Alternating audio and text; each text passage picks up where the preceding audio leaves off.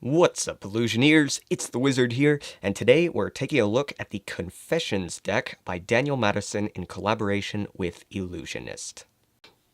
Now, taking a look at the tuck case, as you can see, Daniel Madison went for a very minimalist approach because he used a matte type stock with gray colorations and simple black text. It says Confessions there. At the top, we have the Madison logo. On the side, we have Sins, Confessions, Absolution, and the other side reads the exact same way. And the bottom has the Illusionist logo and a little bit of info just there. And here we get a glimpse of what the back design looks like, but this is not an identical appearance. And per the usual of Madison's Confessions series, this deck opens from the bottom.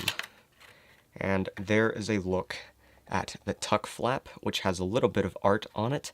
We have the E at the very bottom for Illusionist, DM to the left for Daniel Madison, and OJ to the right for Oban Jones, the designer, who does Illusionist's artwork.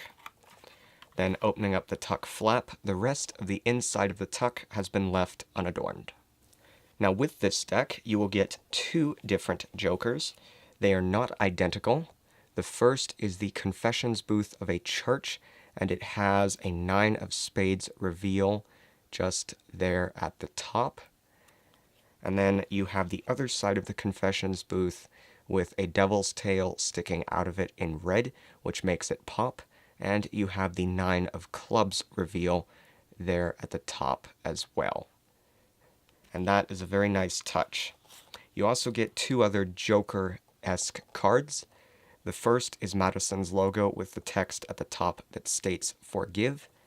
And the second is that same logo, but with the text Punish at the bottom. And here is a quick glimpse of the back design. Now, this back design is very reminiscent of what was on the back of the tuck case, but now there is a border in addition to the two logos, and it is quite a nice touch that is a bit simple, but it adds a little more detail, especially for when you are fanning the cards, and I think it makes them look much better. Now, here's a look at the Ace of Spades. The Ace of Spades in this deck was the one that received the customization, and as some of you might recall from previous deck reviews and other deck reviews, the Madison's Confessions series has a different ace that is focused on with its own custom artwork in each deck of the series. Also, as you go through the cards, you will notice that there are different confessions on those cards.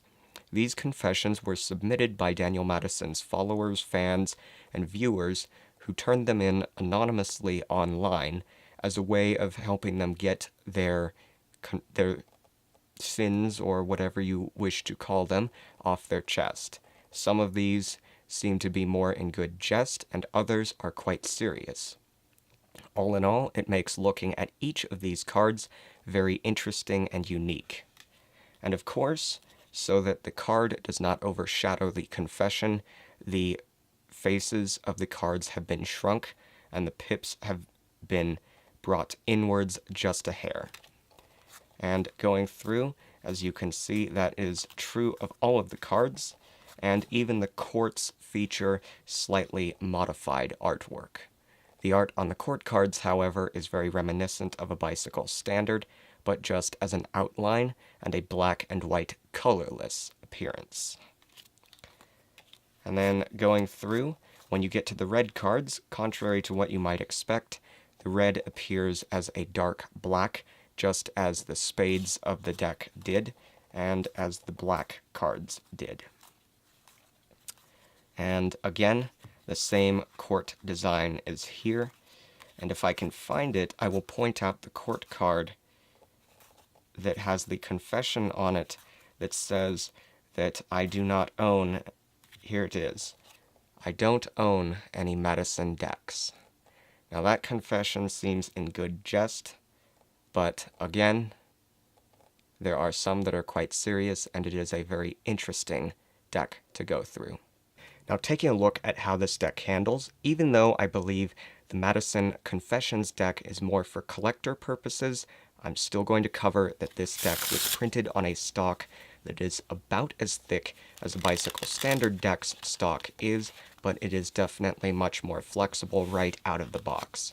Durability-wise, I would say the two decks should be comparable, and I wouldn't be at all surprised if this deck lasts much longer.